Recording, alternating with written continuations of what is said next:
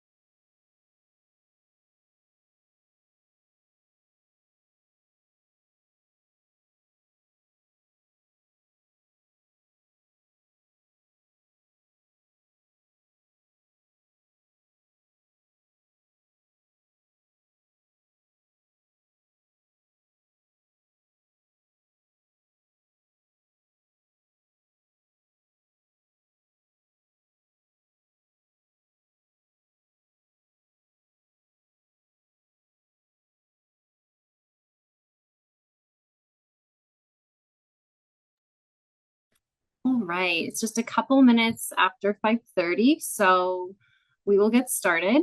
Again, thank you so much for joining us for this virtual meeting on proposed rate and fee increases for the city of Tucson.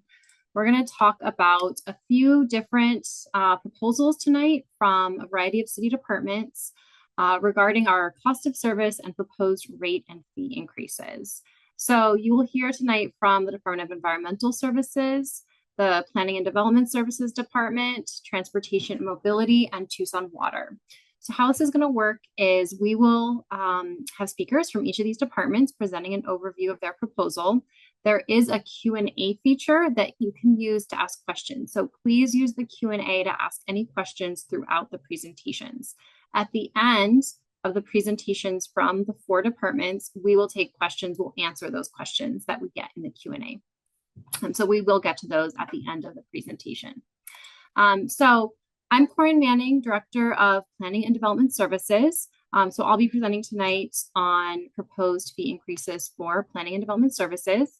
You will also be hearing from Pat Tapia from our Department of Environmental Services, Jim DeGrood from the Department of Transportation and Mobility, and John Kamik, the Director of Tucson Water. We're going to start tonight with environmental services.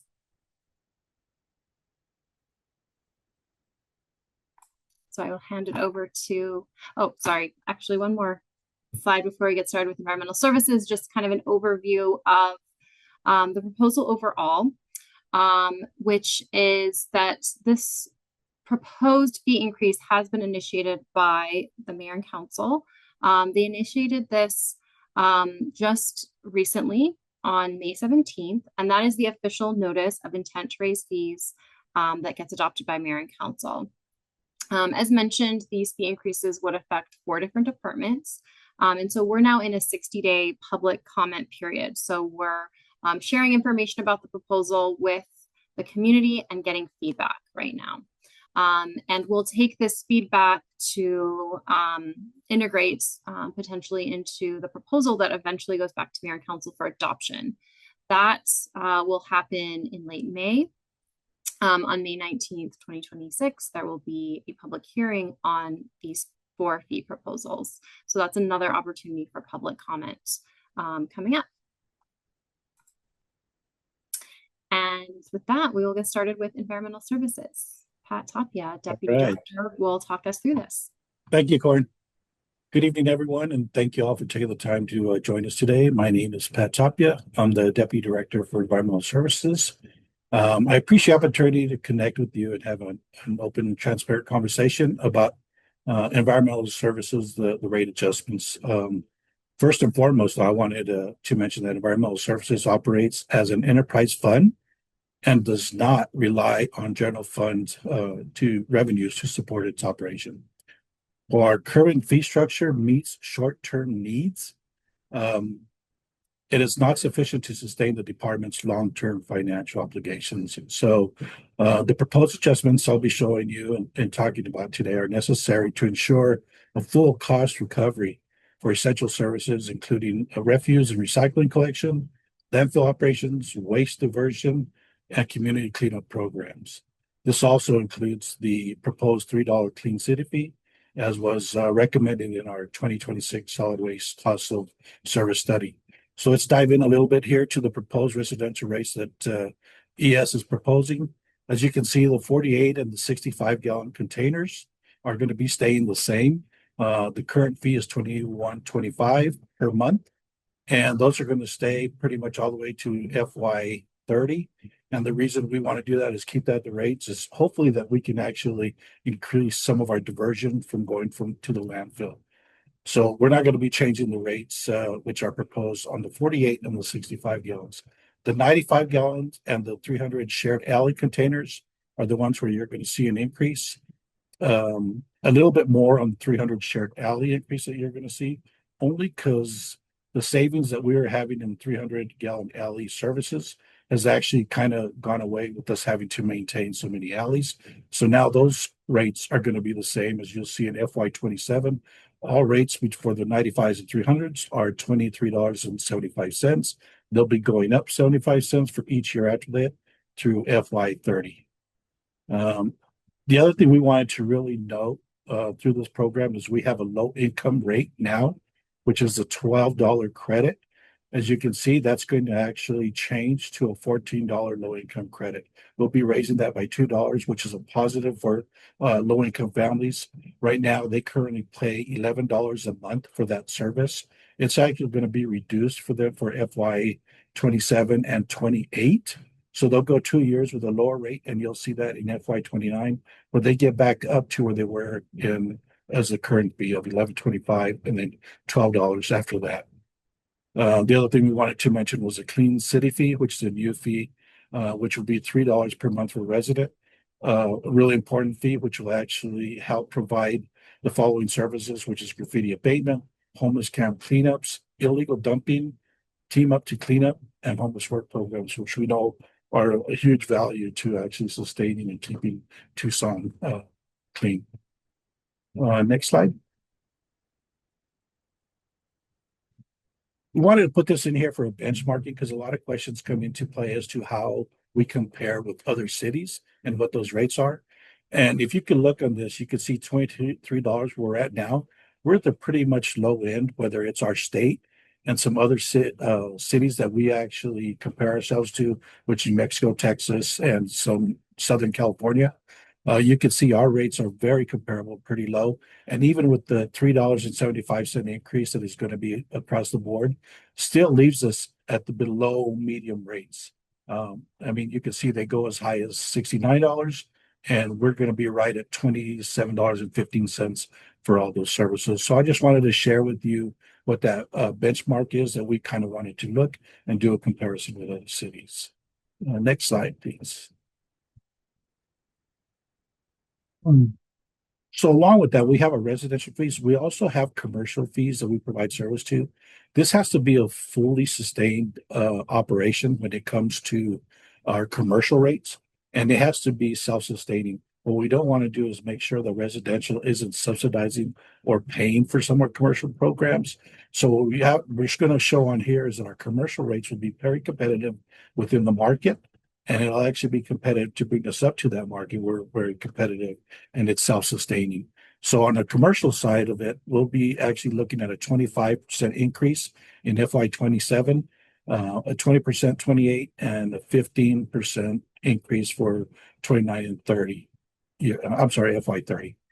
Our roll-off rates are actually currently pretty low. We're going to be raising a pretty good increase from fiscal year 27, we'll go to 250.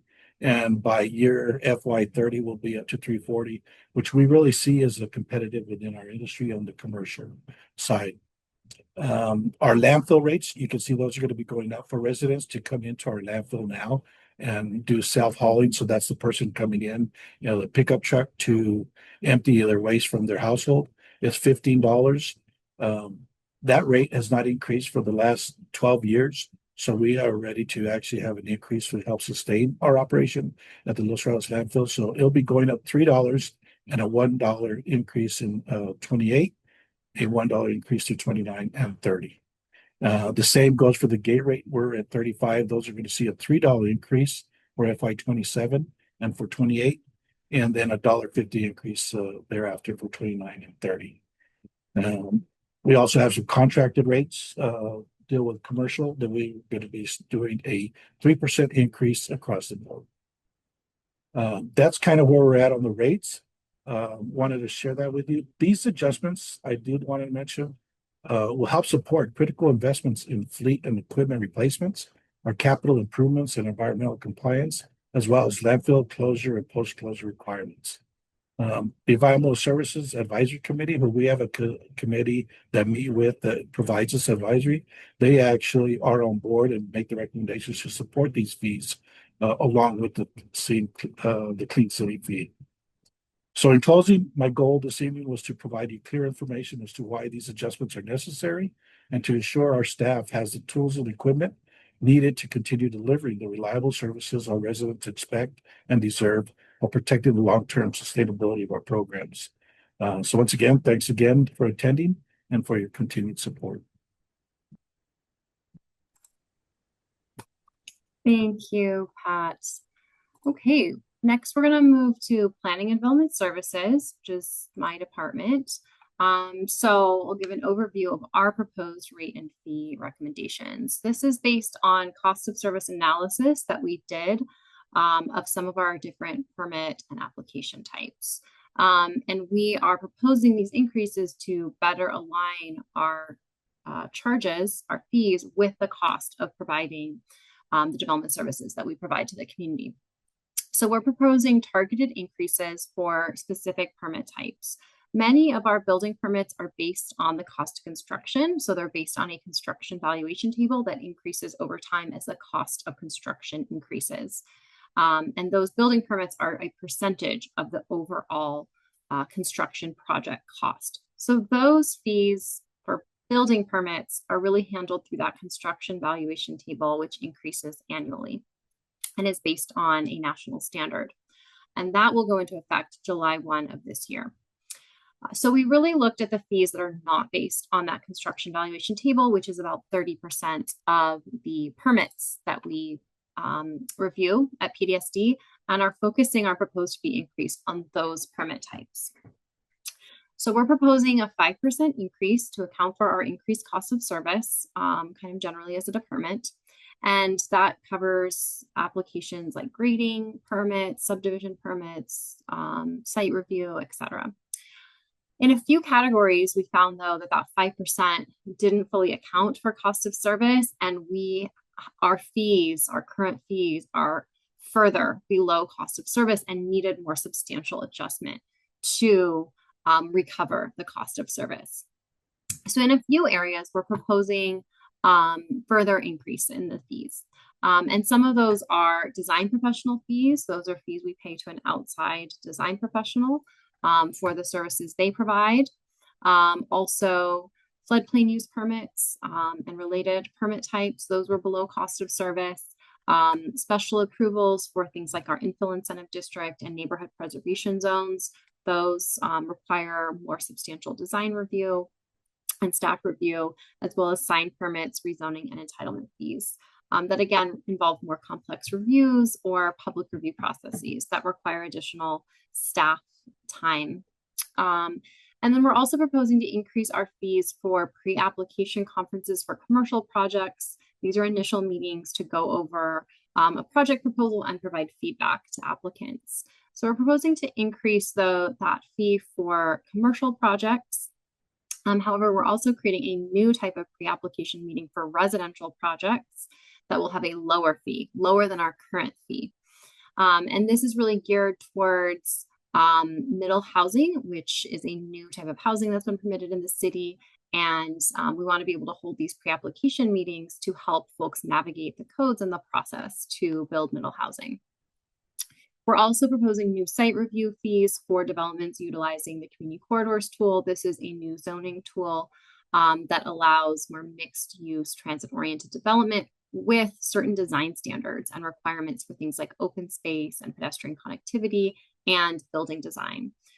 So just like some of our other tools like the infill incentive district, we are proposing a site review fee to account for the additional design review for those projects. We're also proposing a new permit fee for development packages.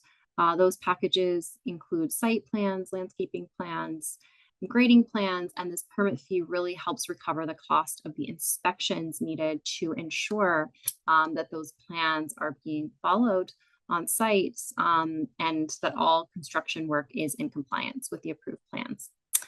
We're also proposing to reinstate and increase the code enforcement, reinspection fees, and appeals fees for code enforcement.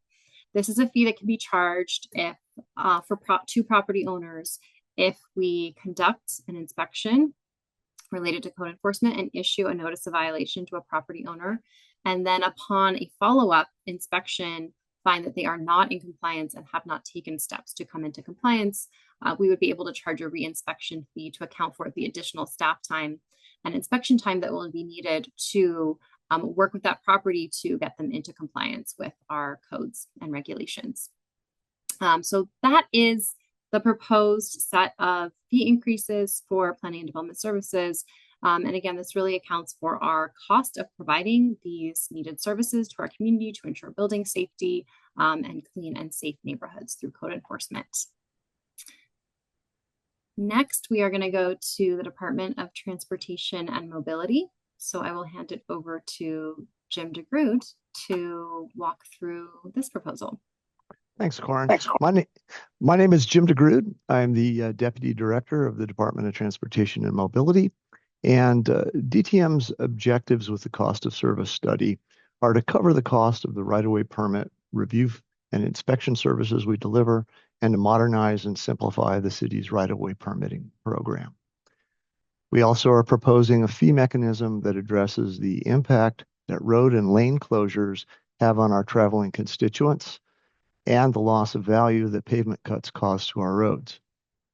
These fees are in line with our peers and are also intended to incentivize the expeditious delivery of projects which impact travelers on our road system. Currently, the city does not fully recover the cost of permit work in our right-of-way. The analysis that was performed by our consultant, Wildan Financial Services, showed that the city currently collects only 61% of the cost of the permitting services performed. This proposal corrects that by ensuring that the permit fees are appropriately assessed and are scalable. Next slide, please. This is the fee schedule that we're proposing. This updated fee schedule ensures that the city can recover the full cost of staff time required to review, coordinate, permit, and inspect work in our right-of-way. This allows the program to operate in a cost-neutral manner while continuing to provide the level of service necessary to safely manage these activities. This updated fee schedule also scales directly with the scope and duration of work through the use of a base fee for all projects and hourly fees for review and inspection services. This fee structure is more equitable as small-scale work requires less review and inspection time than major work in the right-of-way. The total number of right-of-way fee types with this program will reduce from 37 to 23. The fee revisions, if approved, would be collected beginning July 1st. In addition to this, and you can go to the next slide, 2 new fees are being proposed by the city relating to activities in the public road right-of-way, a loss of value fee and a loss of use fee. As they are new fees, we are proposing to implement them over 3 years, beginning July 1st. Now, for the loss of value fee, this is being introduced to allow the city to address the long-term degradation of pavement and other infrastructure when it's disturbed. Once a pavement is cut, it's never the same. Cuts in the pavement change how the pavement behaves and how stresses are transformed within the pavement structure. Pavement cuts also create an avenue for premature degradation. The degradation is particularly impactful to newer pavements, and this is reflected in the fee schedule proposed. Without a loss of value fee, the city is accepting, without recompense, damage to the public pavement assets by private parties that cut our streets. The updated fee schedule also scales directly with the scope and duration of the work through a base fee for all Oh, I'm sorry, I skipped ahead here. At the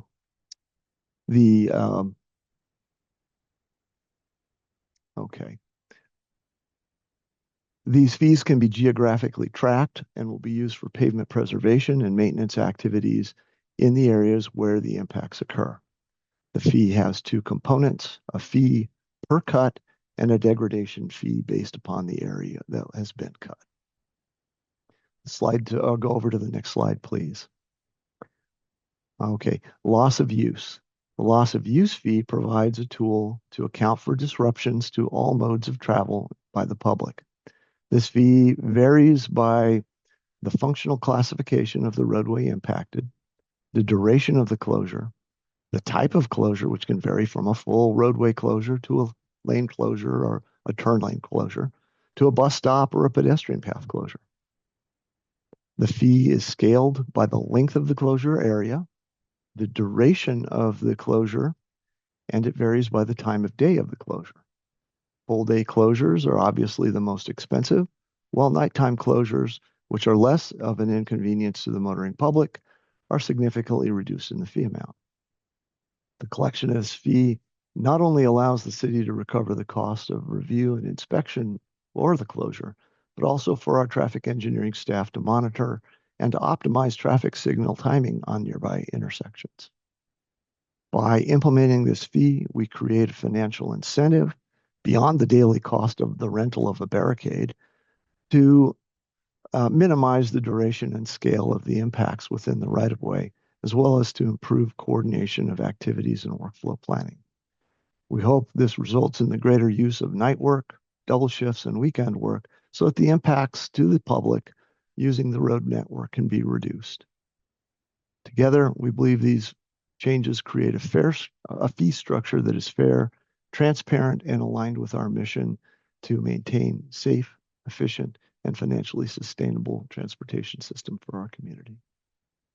As I mentioned, the right-of-way fee changes are proposed for implementation in the first year, while the loss of value and the loss of use fees will be introduced over a 3-year period. And with that, I think I will pass it to Mr. Kamik for water.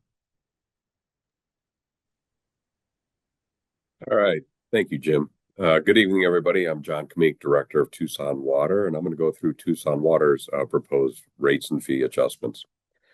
So our current proposed rate recommendation for the next 4 fiscal years, beginning this July, FY27 through FY30, is scheduled at 3.5% per year.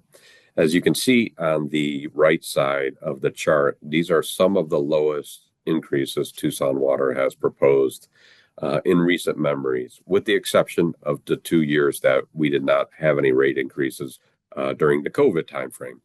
So what this is indicative of is Tucson Water and our financial planning as one of the largest enterprise funds of the city of Tucson are in a very strong position where we're going to be raising rates pretty much to keep up with inflation and some expansion of our capital improvement program. So nothing really dramatically changing with the scheduled 3.5% increases across the board.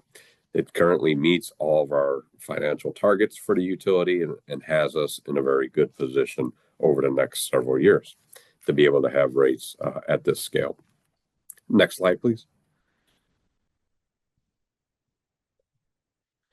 So what does it look like for residential customers? Residential customers are the vast majority of the Tucson Water customers throughout the service area. We serve over 250,000 accounts, and I think more than 85% of those are single-family residents throughout the community.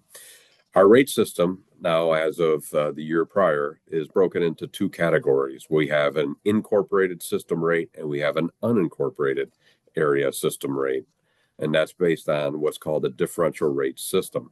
So the incorporated rates are for people living and residing in the city of Tucson, town of Marana, those incorporated areas that we serve from Tucson Water, while the unincorporated rates are primarily for the areas in unincorporated Pima County that we serve. So the important part on this slide, besides how the rate is broken down on the top half of the slide in the residential class, is the bottom chart there, which is the average total monthly bill. So our customers doing a great job in conservation, as always, use approximately 7 CCFs a month. So what does that look like on a monthly breakdown? So for those customers inside the city or towns, they're currently paying $49.20 if they're using 7 CCFs a month. What that looks like in 2027 is it would go up to $50.83. So an increase of $1.63 on average.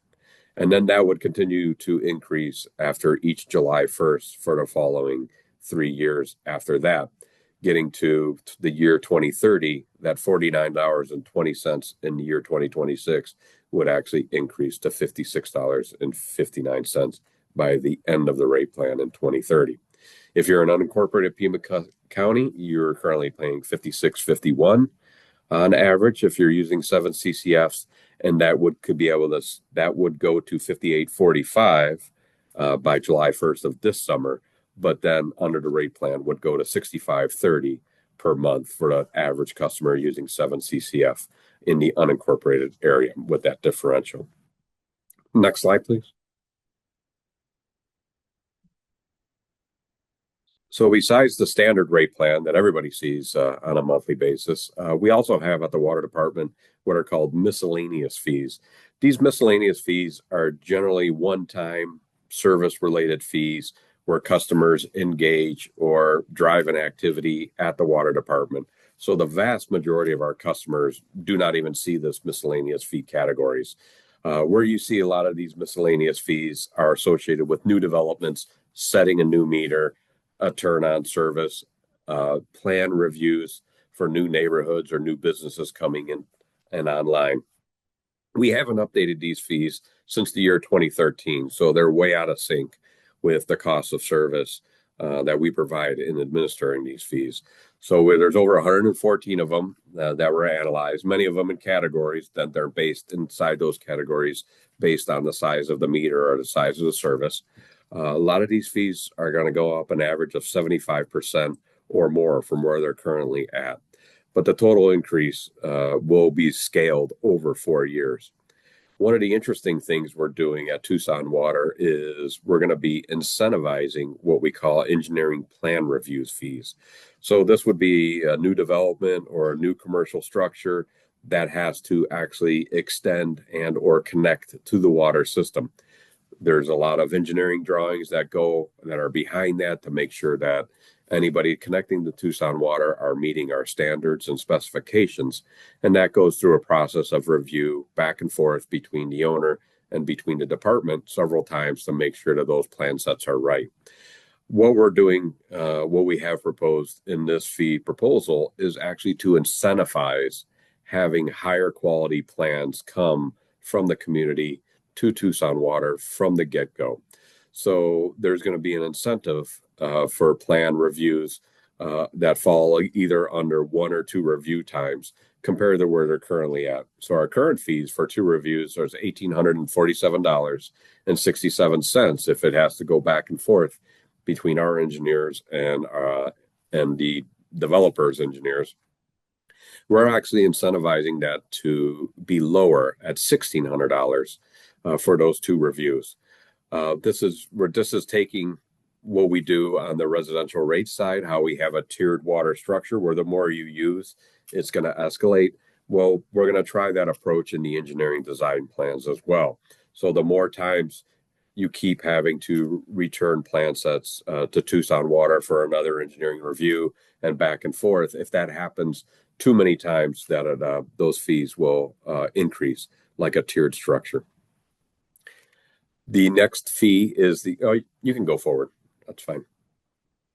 The last fee that we're actually going to be adjusting in part of this notice of intent and fee schedule is the CAP water resource fee. So this is a fee, again, associated with new customers. So this is a new customer who is getting a meter set at either their new house or their new business. And if they're having a new meter set, this cost helps pay back the capital cost of what it took the city of Tucson over decades to go to acquire a contract for CAP water, our renewable resource from the Colorado.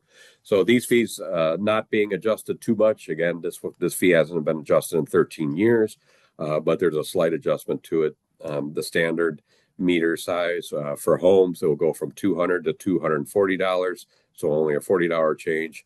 For a 5/8 and a 3/4, it will go from $300 to $360, so a $60 change. And then you see the size of the meter and how they correspond to access to Colorado River water that has been acquired over the years by the city of Tucson. So that is the last adjustment in the miscellaneous fee category for Tucson Water. And I think that's the last slide for me. Thank you. Thanks, John. And thank you all for presenting and providing that overview of your fee proposal for your departments. There is a survey that you can use to share comments. This QR code will take you to an online survey. So give folks a minute if you'd like to use that to share any comments. And I think we can also put this in the chat so folks have access to it. So we want to share some upcoming meetings. This is the first of 8 meetings that we'll be holding over the next month or so to share information about these proposals and get feedback from the community. Most of the meetings will be in person at community centers around town. So starting next Wednesday, we'll be doing a series of in-person meetings. And then there will also be another virtual meeting on Monday, April 20th. So please feel free to spread the word or attend another meeting if you would like. And as I mentioned, this was the notice of intent to raise fees was adopted by Mayor and Council on March 17th with the intention to hold a public hearing on this proposal on Tuesday, May 19th. And at that time, Mayor and Council will consider adoption of these rate and fee proposals. The meeting will be held at the Mayor and Council chambers and will begin around 5:30 p.m. And with that, we are happy to answer any questions. So I'll see if there's any questions that we have received, which I don't see. So I'll give it a couple minutes. If anybody has questions, please put them in the question and answer, which is one of the features in the Zoom interface that you should have access to.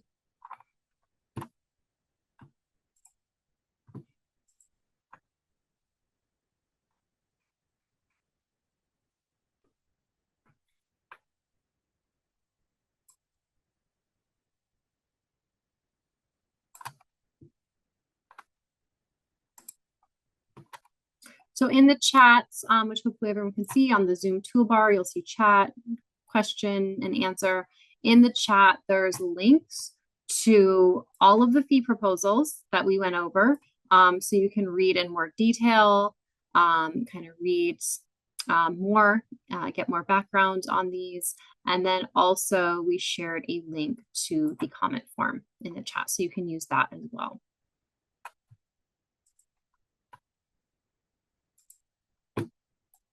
Well, in that case, hopefully we answered everyone's questions and provided an overview of these proposals.